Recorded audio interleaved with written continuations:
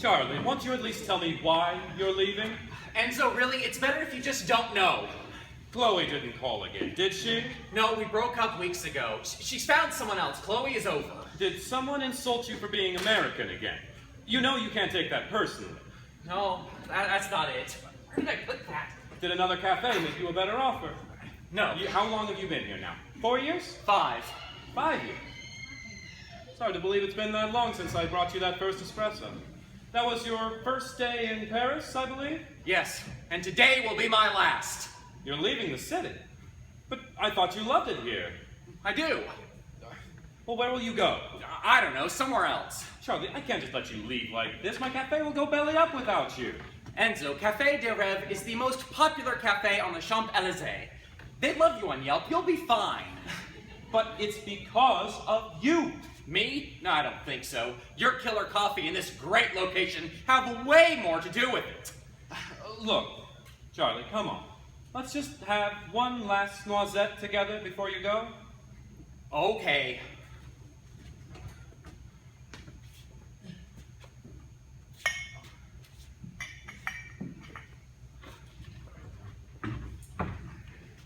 Thanks. 5 years ago, you came in here. I was just off the metro, still jet-lagged from the flight.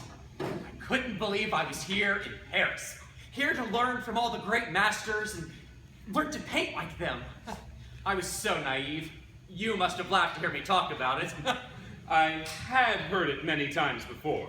But I just knew that this was the place to paint. No one had ever set an easel up there before. I couldn't help myself. I had to start right away. All the tourists loved to watch you paint. And they were buying coffee, so I decided you could paint just as long as you wanted to. It would have been better if you had sent me packing. No. You're the best thing that's happened to this place. This was just another cafe until you came along. And it's been good for you, too. You know my wife keeps a scrapbook of all your awards? She brags to her friends. All the critics say you paint like Cézanne. And you sold everything you've ever painted here. You're not leaving Paris because you're broke, that's for sure. Right? No. Look, Charlie, I'm not sure I should tell you this. I mean, I didn't tell you before because I was afraid you'd throw me out.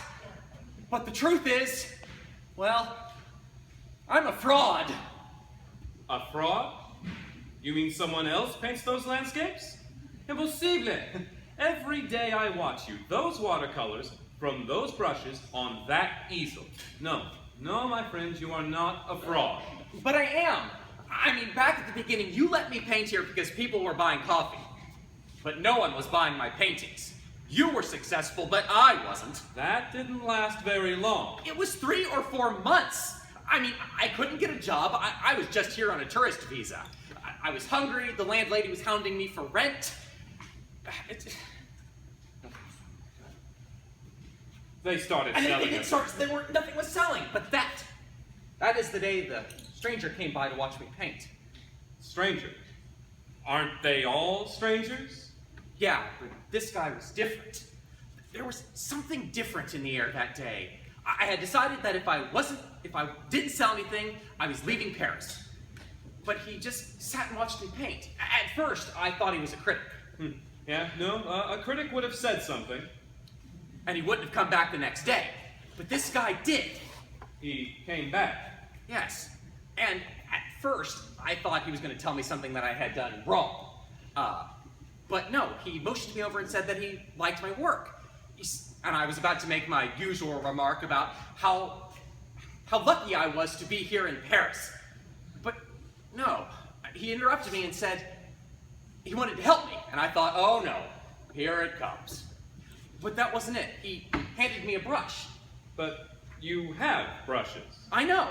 At first I thought he was trying to sell me something, but that wasn't it. He just gave it to me. And then he said, use this. As long as you use at least one stroke in your paintings with this brush, you will be successful. Right. And then he said, one day I'll come back for this. Use it well. Right. Well, I mean, that's what I thought too, but I didn't have anything to lose. So I grabbed a sheet of cotton rag and started the landscape. And it was sold before I was even finished by a German tourist. And then, it was summer, the light was still good, so I painted again. A sunset. And it was sold the next day before I even got here. Oh, yes, I remember that. You hung both of them up in the cafe to dry, and when the German woman came to pick up the landscape, her friend bought the sunset and a croissant. And everything I've painted since then with that, as long as I used that brush, they sold. So, do you still think that the man was a critic? Well, at first I didn't know what to think. But now, well, I think he goes by many names. Mr. Nick, Old Scratch, Beelzebub, Mephistopheles. Diable. And once you've accepted a gift from the devil... Charlie, this is ridiculous. What, you mean to tell me that the devil stalks the streets of Paris handing out paintbrushes to starving artists? Well, how else do you explain my success? Look, did you try painting anything without the brush? A few. And? They didn't sell. Well, I mean, not at first. Eventually, someone saw something in it and they sold. But when I used the brush, they sold right away. That doesn't make you a fraud. You were the one doing the painting. No. It was the brush. It had to be the brush. You painted something almost every day for 3 or 4 months, and then things started to sell. There's nothing diabolical about that. What have I done? What have I done? Okay. Let's say that it is the brush. So what? You're a successful artist living in Paris. Most people only dream of what you are living. Well, first of all, this is the brush. I mean, just look at it. It's completely raggedy. I could barely use it to sign my name on the finished painting. It's ruined. Well, they don't last forever. It's just worn out. You've had it a long time. Enzo, he said he was coming back for it. And today, I noticed a change in the air. The colors are the same as they were that day. The light is the same. There was even the same scent on the wind. And so he's coming back, and he's coming back today. People will find out what a fraud I am. I'll never paint again. I can't let him have this brush. Charlie, calm down, all right? Excuse me. Yes, sir. I was here earlier today, took a few selfies for my granddaughter. I didn't happen to leave a small package on the table, did I? It's you. Excuse me? You were here before. Enzo, was there a package? Yes, it's right here. Ah, thank you very much. I appreciate it. We're from the States, paintbrush for my granddaughter. She loves to paint.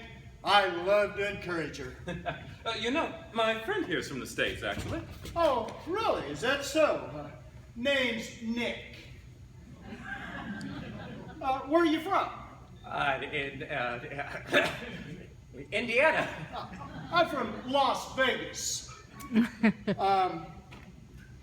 My granddaughter, she loves to paint. She paints with oils. She says she loves the way it feels on the canvas. Do you paint in oils?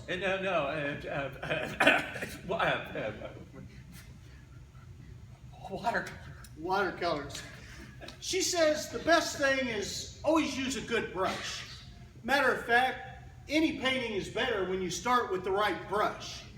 I don't know a thing about it, but it makes sense to me.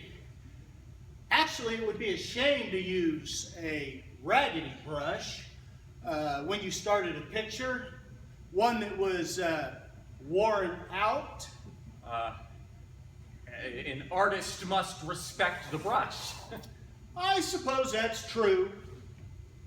Although, it's never really the brush. It's the person using the brush.